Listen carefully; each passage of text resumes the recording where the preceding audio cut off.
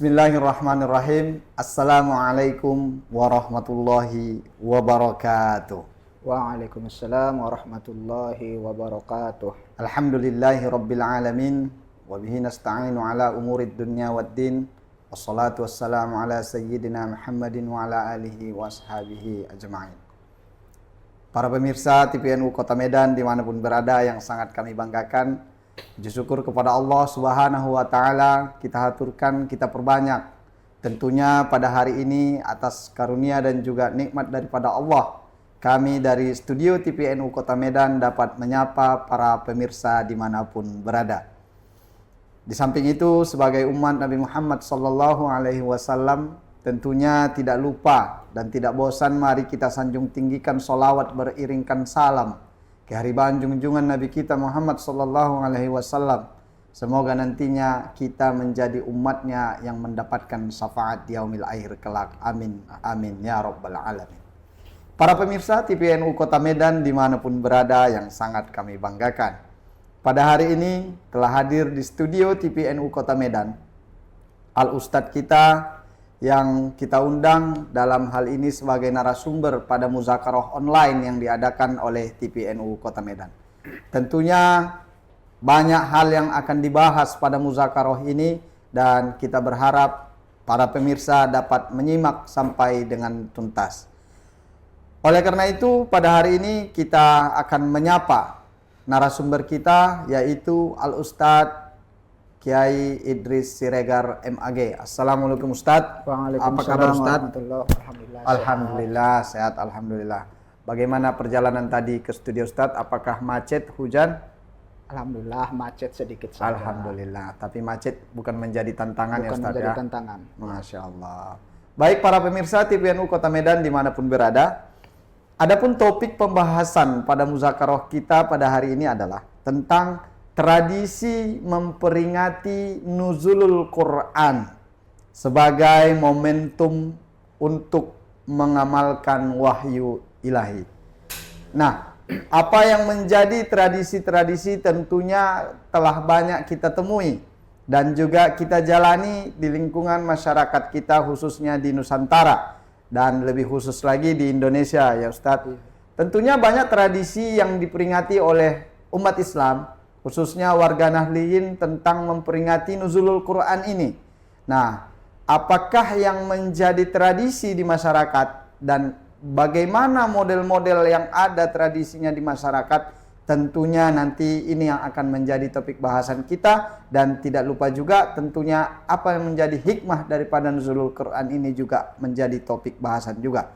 Oleh karena itu, para pemirsa TPNU Kota Medan dimanapun berada, tidak kami perpanjang lagi muqaddimah ini karena kita sudah tidak sabar ingin mendengarkan paparan materi atau kajian yang akan disampaikan oleh Al-Ustadz kepada kita semua. Oleh karena itu, mari kita dengarkan sampai dengan tuntas, kita simak, semoga kita mendapatkan berkah. Amin ya Rabbal Alamin.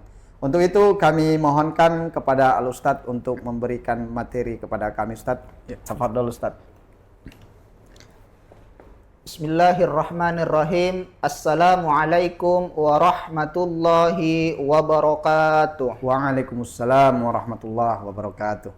Alhamdulillahi wa kafa. Wassalatu wassalamu ala nabiyil mustafa wa ala alihi ahli sidiki wal wafa wa man tabi'a sunnatahu wa jama'atahu min yaumina hada ila yaumin nahdoh bi ahsani tariqati jam'iyati nahdotil ulama. Amma ba'd. Pertama, kita bersyukur kepada Allah Subhanahu wa Ta'ala yang masih memberikan kita kesehatan, kesempatan, khususnya kepada saya sehingga bisa hadir di studio PCNU Kota Medan ini. Ya Ustaz. Kemudian salawat dan salam ke arwah Kanjeng Baginda Rasulullah Sallallahu Alaihi Wasallam, suri teladan umat yang kita harapkan syafaatnya di yaumil mahsyar nanti. Allah. Salah satu sunnah baginda Rasulullah Sallallahu Alaihi Wasallam yaitu bersolawat. Solawat ini bisa panjang, bisa pendek. Dalam kesempatan ini kita mengucapkan sholawat yang pendeknya saja. Yang pendek. Ustaz. Allahumma salli wa sallim alaihi. alaihi. Mudah-mudahan kita dikumpulkan bersama beliau kelak yang pertama di yaumil mahsyar nanti. Amin Amin ya rabbal alamin. Kemudian tak lupa saya mengucapkan terima kasih kepada moderator dan khususnya kepada studio PCNU Kota Medan dan seluruh jajaran PCNU Kota Medan yang telah mengundang saya berhadir di studio PCNU Kota Medan ini. Alhamdulillah, sebagaimana yang dijelaskan oleh Ustaz moderator tadi, tema kita pada hari ini yaitu tradisi peringatan Nuzulul Quran sebagai momentum mengamalkan wahyu ilahi. Pemirsa TPNU Kota Medan, sebelum jauh kita ke materi, maka kita flashback sedikit ke belakang. Apa itu Nuzulul Quran? Pemirsa TPNU Kota Medan, Nuzulul Quran masyhur kita dengarkan di kehidupan kita sehari-hari. Tapi apa sebenarnya Nuzulul Quran itu? Ini masih menjadi pertanyaan besar. Kalau kita lihat kitab-kitab Arab, kitab-kitab ta'rifat, definisi, maka akan kita lihat bahwasanya Nuzulul Quran ini terdiri dari dua kata. Yang pertama nuzul, yang kedua Al-Quran. Nuzul secara harfiah artinya turun. Tapi perlu dipahami di sini pemirsa TPNU Kota Medan, bukan yang dimaksudkan turun di sini dari tempat yang tinggi ke tempat yang rendah. Semisal, contoh, dari lantai 2 turun ke lantai 1. Dari gedung yang tinggi sampai ke bawah dan selanjutnya. Bukan itu yang kita maksudkan di sini nuzul. Nuzul arti turun. Tapi sebagaimana yang dijelaskan oleh Imam Jalaluddin As-Suyuti, bahwasanya nuzul di sini diartikan secara majazi. Saya ulangi, diartikan secara majazi. Artinya penyampaian wahyu ilahi kepada Kanjeng Baginda Rasulullah Shallallahu Alaihi Wasallam dari alam ghaib menuju alam nyata melalui perantara malaikat Jibril. Definisi yang diutarakan oleh Imam Jalaluddin As-Suyuti, seorang ulama besar Ahlus Sunnah wal Jamaah yang banyak kita mengutip pendapat-pendapat beliau. Kemudian Al-Quran, ya sebagaimana yang kita ketahui, kitab suci umat Islam, yaitu Kitabullahil Munazzalu ala Nabi Muhammadin sallallahu alaihi wasallam. Kitabullah Al-Munazzalu yang diturunkan ala Nabi Muhammadin sallallahu alaihi wasallam, yang diturunkan kepada nabinya atau Rasul sallallahu alaihi wasallam.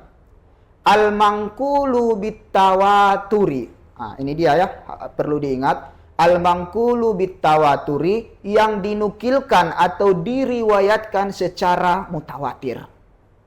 Mutawatir kalau kita lihat nanti pengertiannya dari para ulama kita, artinya tidak mungkin orang yang meriwayatkan tersebut terbersit atau muncul dalam hatinya sedikit pun kebohongan. Jadi otentik, asli, murni. Itu al-manqulu bitawaturi. Kemudian al-muta'abbadu bitilawati. Ketika membaca Al-Quran itu bernilai ibadah. Terlepas yang kita baca, 1 ayat, 2 ayat, 1 halaman, setengah halaman, 1 lembar, itu semua bernilai ibadah. Bahkan 1 huruf pun dihitung bernilai ibadah. 1 huruf pun bernilai ibadah. Begitu mulia Ustaz moderator ini Al-Quran. Kemudian al-maktubu bil masahibi, Al-Quran ini tertulis di dalam mushaf. Min awwali suratil Fatihah, yang dimulai daripada surah Al-Fatihah, kemudian diakhiri dengan surah An-Nas. Jadi Kalau ada pendapat yang mengatakan Al-Quran yang kita pegangi sekarang, yang kita baca sekarang, khususnya di bulan Ramadan ini, yang 30 juz itu belum sempurna, itu sudah menyalahi pendapat jumhur ulama, Ustaz. Dari definisi tadi sudah menyalahi apa yang disampaikan. Kalau dia mengatakan itu bukan Al-Quran ya Ustaz? Iya. Jadi jangan lagi kita masuk ke dalam pemahaman yang salah, yang mengatakan belum sempurna. Pemirsa TPNU Kota Medan, itu secara definisi. Kemudian melihat dari definisi tersebut, bisalah kita artikan, bisalah kita ambil kesimpulan bahwasanya nuzulul Quran tersebut adalah peristiwa turunnya Al-Quran dari Allah Subhanahu wa taala ke Lauh Mahfuz. Kemudian dari Lauh Mahfuz itu ke Bait Al-Izzah, langit dunia. Kemudian dari langit dunia diturunkan kepada Kanjeng Baginda Rasulullah Sallallahu Alaihi Wasallam kurang lebih selama 23 tahun secara tadrijian berangsur-angsur. Jadi dari Allah ke Lauh Mahfuz itu daf'atau wahidah, sekaligus. Tidak ada jedanya. Dari Lauh Mahfuz ke Bait Al-Izzah itu pun sekaligus diturunkan. Dari Bait Al-Izzah, langit dunia, itu diturunkan kepada Rasulullah itu saat itu baru berangsur-angsur selama kurang lebih 23 tahun. Lama waktu penurunan Al-Quran ini. Jadi tidak sekaligus seperti dari Lauh Mahfuz ke Bait Al-Izzah. Pemirsa TPNU Kota Medan, turunnya Al-Quran seperti yang masyhur kita ketahui itu terjadi pada malam 17 Ramadan. Tapi begitupun pemirsa TPNU Kota Medan, terjadi perbedaan pendapat di kalangan para ulama kita. Antara tanggal turunnya Al-Quran ini, Iya. Ustaz ya?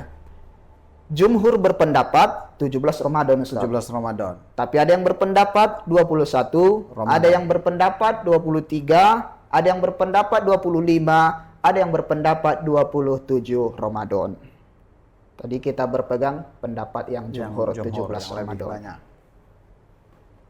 Nah, kemudian di malam 17 Ramadan ini, kita warga Nusantara, warga negara Indonesia ini mempunyai tradisi-tradisi yang unik di seluruh Indonesia ini terkait malam 17 Ramadan ini. Nah, jadi tradisi inilah salah satu yang kita bahas di sini. Iya, Ustaz. Karena begini, Ustaz, karena khawatirnya nanti tradisi kita ini banyak yang menyalahkan. Banyak yang menyalahkan. Banyak yang menyalahkan, mengatakan tidak ada dalil bahwasanya itu tradisi yang salah, yang bid'ah. Padahal itu semua ada dalilnya. Ada dalilnya, Ustaz ya? Iya. Satu contoh tradisi yang ada di Sumatera Utara, khususnya wilayah Tabaksel. Ya, Ustaz ya. Itu 17 Ramadan, tapi wilayah Tabaksel perlu kita garis bawahi.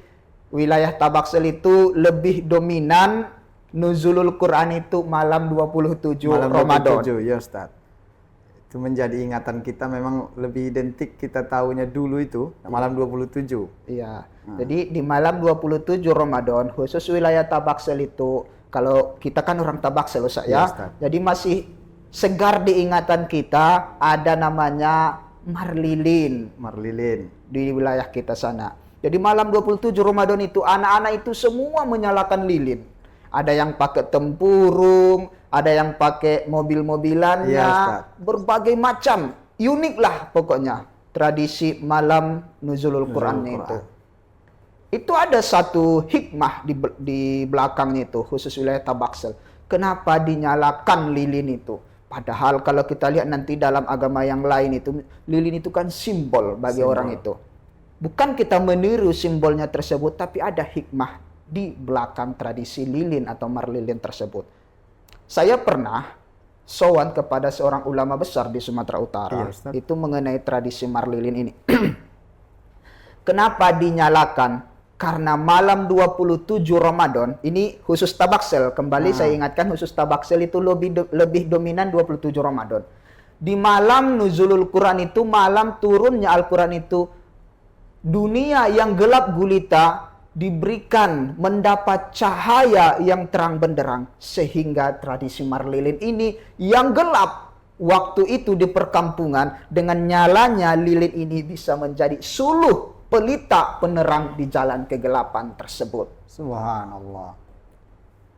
Tapi sekarang ini juga tradisi marlilin ini di era modern ini hampir hilang, Ustaz. Hampir hilang, betul Ustaz. Betul.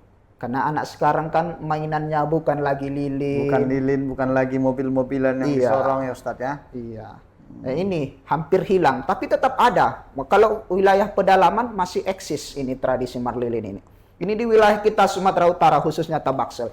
Kemudian ada juga di wilayah Aceh. Di wilayah Aceh kebetulan saya kan mendapat orang rumah istri Aceh begitu. Ya. Jadi saya tahulah juga tradisi di sana. Di sana di Aceh ya Ustaz. Iya. Di sana itu setiap nuzulul Quran dan di sana lebih dominan 21 Ramadan. Ustaz. Pada tanggal 21 Ramadan. Iya. Tapi kenapa di sana 21 Ramadan? Saya belum tahu pastinya kenapa orang Aceh 21 Ramadan. Di sana tradisi nuzulul Qur'annya itu sebelum berbuka atau habis asar itu memotong kerbau, sapi atau kambing lah minimal. Jadi kalau yang di tempat yang pernah saya ikuti langsung itu sapi dipotong. Sapi yang dipotong Ustaz. Iya. Jadi dimasak di area masjid, dimasak sebagaimana biasa memasak sapi itu. Rame-rame Ustaz. Masak rame-rame. Dan itu dicampur nangka muda kan, nangka muda. Kemudian ada bumbu khusus sehingga wangi dia masakannya itu. Khas Aceh lah Khas mungkin. Aceh. Terciumlah ke hidung kita. Termasuk di sana itu daun jeruk itu Daun kan khas jeruk. Aceh. Ya Ustaz. Di setiap makanan khas Aceh itu pasti ada daun jeruknya. Jadi dimasak itu bersama-sama dan buka bersama di situ. Di masjid itu tidak ada boleh yang dibawa pulang itu. Gak ada bontot. Jadi makan bersama di masjid itu, tapi sebelum berbuka puasa ada tausiah Ramadannya itu tausiah nuzulul Qur'annya. Itu berlangsung sampai sekarang di daerah Aceh. Kita ketahui Aceh itu kan masih kuat agamanya begitu. Tapi di masjid-masjid lain ada yang kambing, tergantung bagaimana kesanggupan masjid dan masyarakat setempat tersebut, Ustaz. Betul. Tapi ini masih eksis Sampai sekarang Ustaz. sampai sekarang.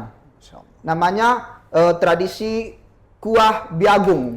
Kuah Beagong. Itu namanya di sana. Entah apa artinya, saya pun kurang tahu saya. Nah, itu dua tradisi. Kemudian ada tradisi yang ketiga di daerah Lombok daerah Nusa Tenggara ya. Daerah Nusa Tenggara sana baik barat dan timur. Itu istilah di sana itu Maleman. Kalau Maleman ini lebih umum dia. Tidak terlalu unik. Kenapa saya katakan tidak terlalu unik? Kalau tadi daerah Tabaksel itu marlilin, kalau Aceh itu tadi tradisi makan, tapi kalau tradisi Maleman Lombok ini biasa dia semacam tadarus, menghotamkan Al-Quran. Jadi yang seperti yang kita laksanakan sekarang ini umum, khotaman dulu dari Ad-Duha sampai An-Nas, kemudian baru ada makan-makannya. Ya. Itu sebenarnya tradisi Maleman yang berasal dari Lombok. Iya. Asal mulanya Ustaz. Mulanya. Ini yang paling eksis di Indonesia, bahkan saya rasa di dunia juga. Ya, di kota-kota besar juga mungkin ini tradisi yang paling banyak diperingati sekarang Ustaz. Kalau mungkin ini tak apalah diterangkan lagi karena udah biasa. Ustaz, kita pun mengamalkan ini sebagai warga Nahdien. Iya, betul Ustaz. Kemudian yang keempat itu ada tradisi di daerah Keraton Surakarta. Daerah Jawa Tengah, Solo, Boyolali. Solo ya Ustaz ya. Kalau di sana tradisi nuzulul Qur'annya itu agak aneh juga. Ini hampir berdekatan dengan tradisi Mauludan, memperingati Maulidnya Rasul. Iya. Jadi kalau daerah Solo, Keraton Surakarta itu, ketika malam nuzulul Qur'an itu ba'da tarawih, ada yang ba'da tarawih, tapi ada yang siang hari, yang ujungnya nanti buka bersama begitu. Yang siang hari ini adalah semacam pawai dari Keraton Surakarta. Itu dibuatlah tumpeng besar, semacam grebek maulud itu, Iya, Ustaz. dibuat tumpeng besar itu dibawa ke Keraton Surakarta. Nah, ini yang unik. Di sana berbagai jenis makanan itu ya kita tahulah tumpeng itu apa-apa isinya. Itu di daerah Surakarta. Kemudian itulah dimakan ketika berbuka puasa. Nanti. Tapi jelas sebelum berbuka tetap ada tausiah, pencerahan seputar nuzulul Quran.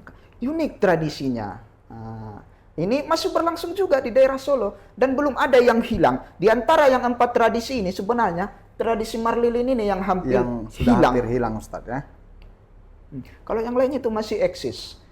Nah, itulah beberapa tradisi yang masih eksis di Nusantara dengan nuzulul Quran. Pemirsa TPNU Kota Medan. Jadi tradisi ini tidak semua tradisi yang diamalkan warga NU itu adalah bid'ah. Tidak semua. Jadi semua itu ada landasannya, baik dalil yang bersifat mujmal maupun yang bersifat tafsili.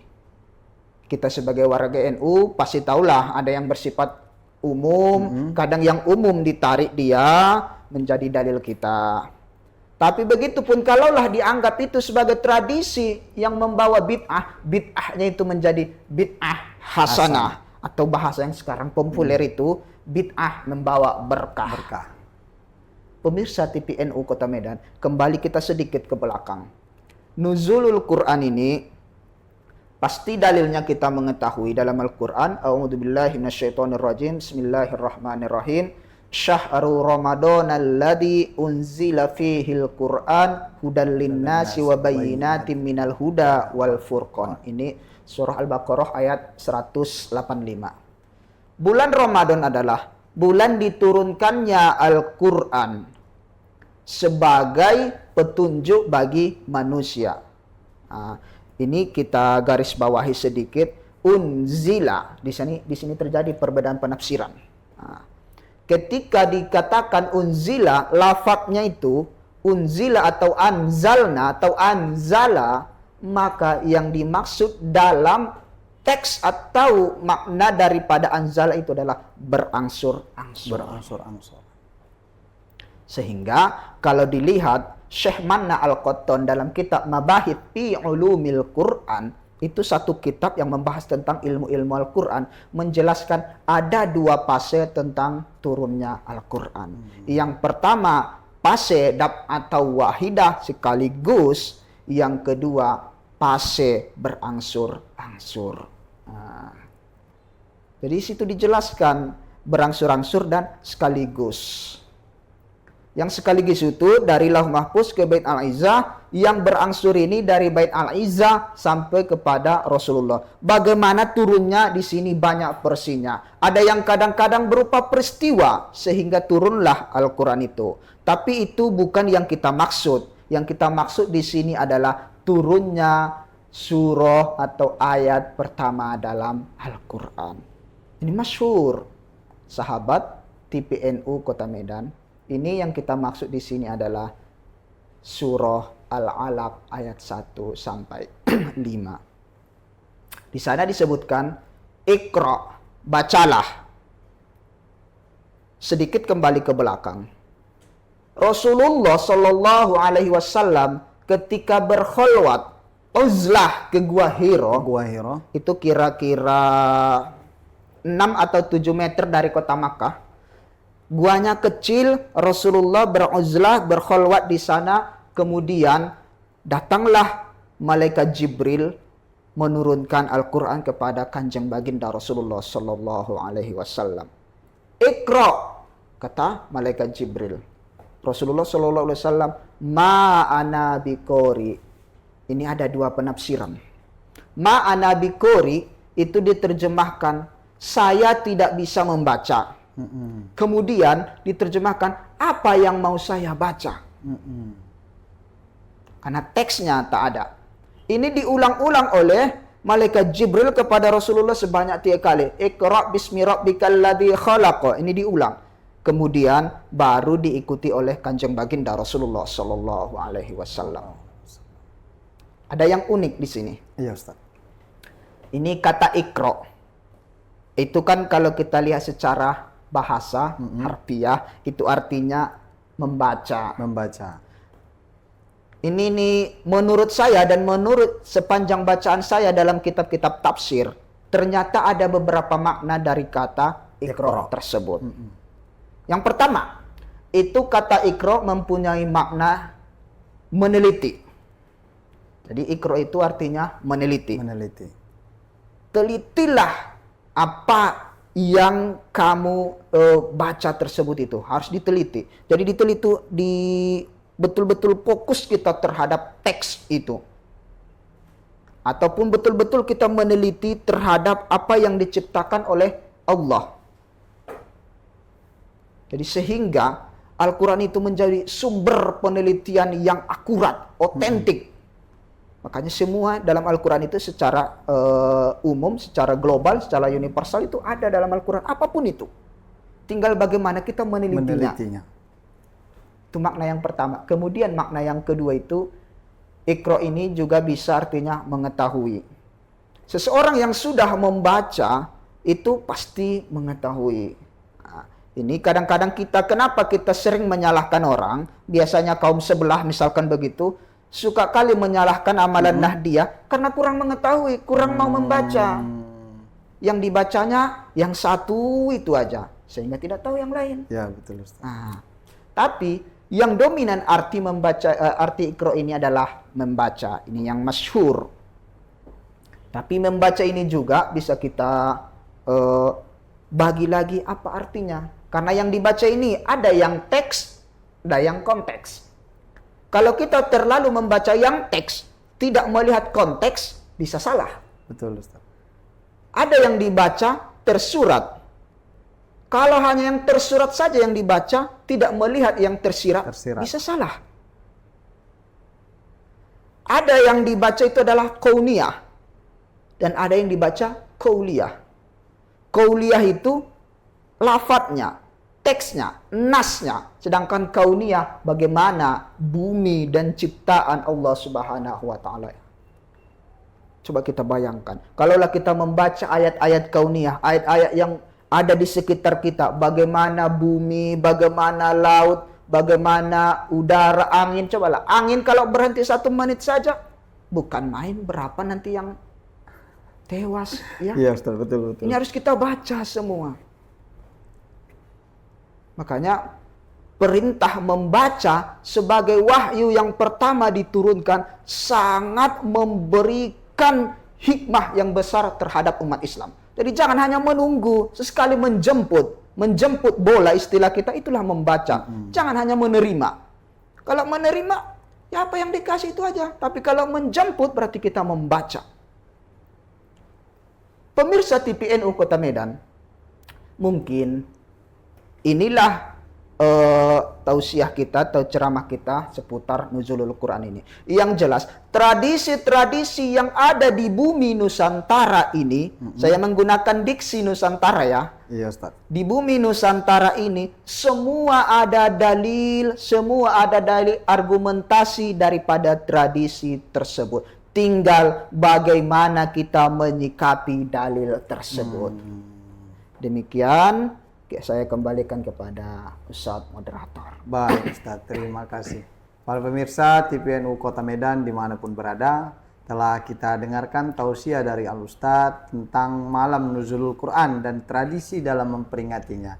Tentunya tadi juga sudah dicontohkan kepada kita beberapa tradisi yang ada di bumi Nusantara. Dan itu menjadi tradisi yang baik bagi kita yang harus dipertahankan ya Ustadz, dilestarikan. Karena sejatinya apapun yang menjadi tradisi memperingati nuzulul Quran itu semuanya memiliki dalil yang menjadi dasar bagi kita untuk boleh memperingatinya. Tentunya hikmah daripada peringatan malam nuzulul Quran ini seperti yang sudah disampaikan Al-Ustadz tadi adalah kita kembali termotivasi atau momentum bagi kita untuk mengamalkan wahyu ilahi. Oleh karena itu sebagai penutup daripada muzakarah online kita ini, kita mohonkan statement closing ataupun kalimat-kalimat penutup dari Al-Ustadz sebagai anjuran ataupun himbauan kepada warga Nahdliyin umumnya dan pemirsa TPNU Kota Medan seluruhnya yang menyaksikan ini tentang persiapan menyambut tradisi tradisi menyambut malam nuzulul Quran ini Ustaz. Kepada Ustaz kami persilakan. Sahabat pemirsa TPNU Kota Medan, tradisi-tradisi seputar nuzulul Quran itu sudah jelas, semua punya dalil dan argumentatif. Jadi jangan muncul di benak kita, di sanubari kita ada keraguan terhadap dalil-dalil atau tradisi yang telah dicontohkan para leluhur kita, para ulama-ulama kita, khususnya yang ada di Nusantara ini. Statement terakhir saya yaitu merawat tradisi, membangun peradaban. Demikian, wallahul muwaffiq ila aqwamit thoriq. Wassalamualaikum warahmatullahi wabarakatuh. Waalaikumsalam warahmatullahi wabarakatuh. Terima kasih banyak Ustadz atas pemaparan tausiah kita pada kesempatan ini. Para pemirsa TPNU Kota Medan, tentunya mari sama-sama kita doakan Al-Ustadz Allah berikan umur yang panjang, kesehatan yang baik, dan juga segala urusan Allah lancarkan. Amin. Tentunya di kemudian hari atau di sesi yang lain kita masih berharap paparan tausiah dan juga wejangan ilmu dari Al-Ustadz kita di forum muzakarah online ataupun forum-forum yang lainnya. Para pemirsa TPNU Kota Medan dimanapun berada yang kami banggakan, sekali lagi tidak lupa kami menghimbau kepada seluruh pemirsa untuk membagikan atau menyebarluaskan kajian ini, menyebarluaskan channel ini kepada seluruh warga Nahdliyin umumnya, khususnya kepada keluarga kita, agar apa yang disampaikan dalam muzakarah ini menjadi ilmu bagi kita dan bermanfaat bagi kita serta bermanfaat juga bagi orang lain. Sekali lagi kami ucapkan terima kasih Ustadz atas kehadirannya di studio TPNU Kota Medan. Kita doakan Al-Ustadz kita ini Allah berikan keberkahan di dalam segala urusan. Amin amin ya rabbal alamin.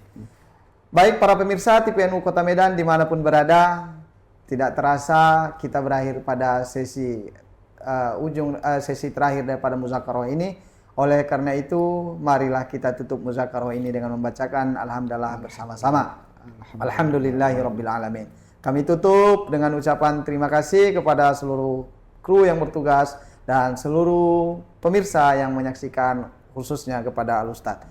Wallahul muwaffiq ila aqwamit thoriq. Assalamualaikum warahmatullahi wabarakatuh. Waalaikumsalam.